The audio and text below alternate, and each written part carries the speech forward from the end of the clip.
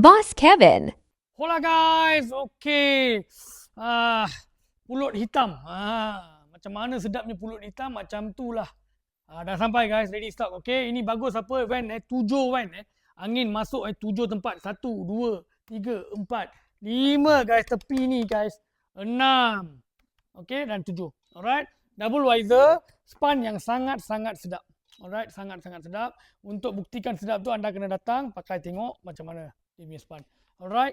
So sangat menarik. Full carbon guys, full carbon. Ringannya gila. Okay, kalau tak nak cap ni boleh buka. Peak ni kita buka, jadikan dia macam full face.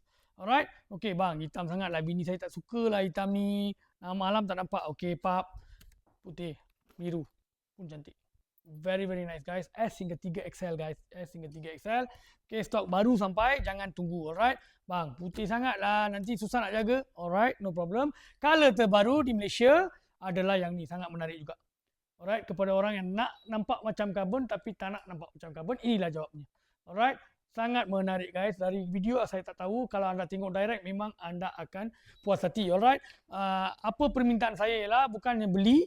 Okay, datang cuba saja kepada peminat-peminat Arai Tourer, Neotech, apa semua tak apa. Bagi satu percubaan, cuba tengok macam mana, sedap ke, tak ke, apa ke. Sebab feedback yang kita dapat sangat-sangat menarik dan berat dia sangat-sangat ringan. Sebab semua full carbon, jangan tunggu. Size S hingga 3XL ready stock. Itu saja saya Boss Kevin. Ciao.